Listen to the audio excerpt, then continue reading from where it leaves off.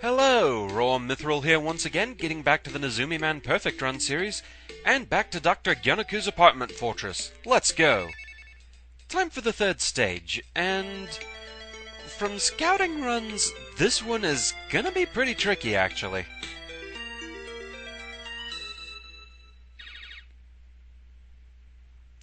Yeah, don't let that map line fool you. This is actually the longest of the stages. And the very first thing we have to deal with is an abomination. Wonderful. Fortunately, Nezumiman is a bit more lenient about enemies scrolling back onto the screen. Oh dear. Well then. You kinda have to keep moving there, else that fire cannon is likely to hit you.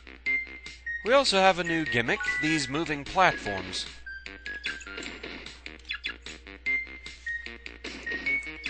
One thing of note when crossing those platforms is they don't carry you. They give you no forward momentum, so you have to move along with them.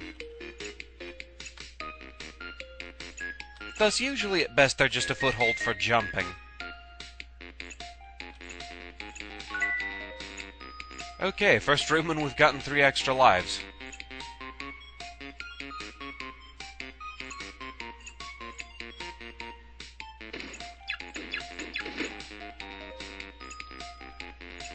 Things are a bit tight here, but manageable. Just have to wait for a good moment to attack that cannon. And there we go. You can come over here if you're so inclined to get some weapon energy. Don't think I actually needed it, but may as well get it if it's there.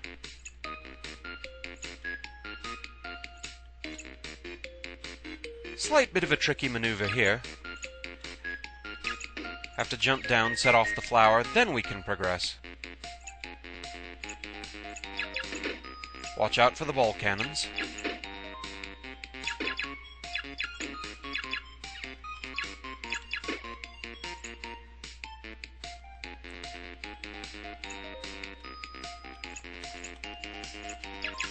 Okay, doing good so far. Now this is a bit of a tricky maneuver. You have to time that just right so you can get by.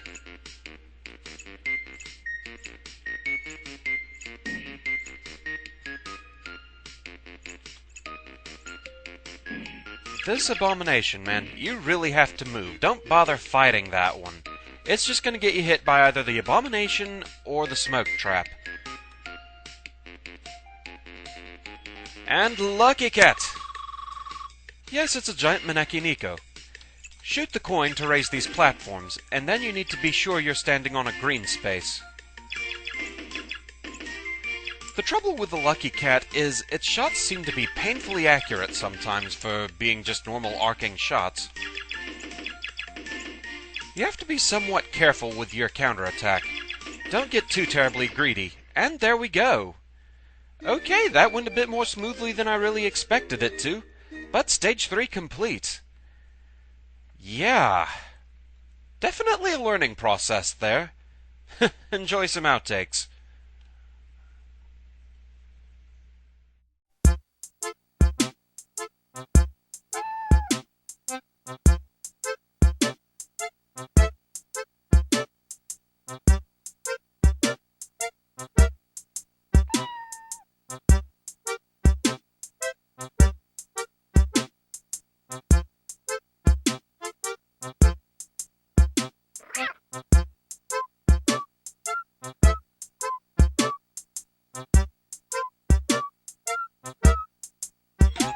Fortunately, this game is a lot more lenient about scrolling enemies back on screen than most Mega Man games. And that fire cannon, man. Yeah, that thing. You have to be careful in this area because, well, there's a lot of stuff shooting at you, which is never a good thing. Way to miss that jump there. And why did I I jumped when I didn't need to, and didn't when I did. Excellent. Nice maneuvering.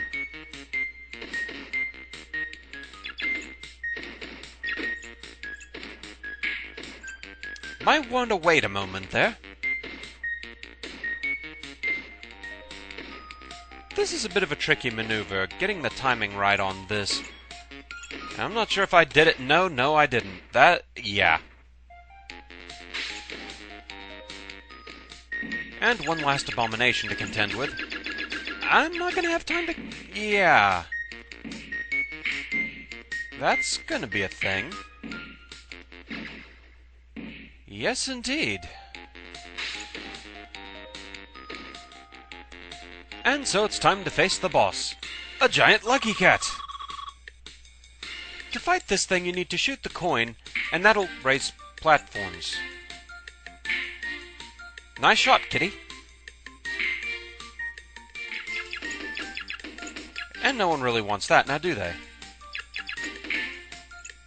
Unfortunately, yeah, the kitty shots are magically in the way sometimes, they really are. And behold, a giant Maneki Neko! After you shoot the coin, make sure you're on a green spot, otherwise you're going to get spiked, and they keep wanting to put them close to the cat this time.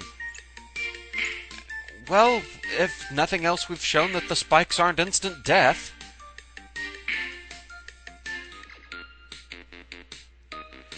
And now for a giant kitty what wishes us good luck, because we're gonna need it.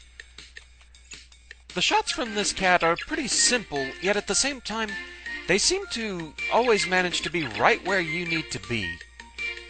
After you shoot the coin, make sure you're on a green panel, otherwise you're gonna get spiked. They're not instant death, but still. You're supposed to bring me good luck, kitty! They're wanting to make this difficult. All the green spaces are next to the cat. And I was having better luck then. Kitty! Bad kitty! And it's Maneki Neko time. Come on, kitty, let's go. I know my pronunciation of your name is a bit off sometimes. I don't speak Japanese, so I get it confused. Neko from Secret of Mana still confuses me too. So anyway, after you shoot the coin, make sure you're on a green panel, otherwise you're gonna get spiked. It can be tricky to find one sometimes. Almost. So close.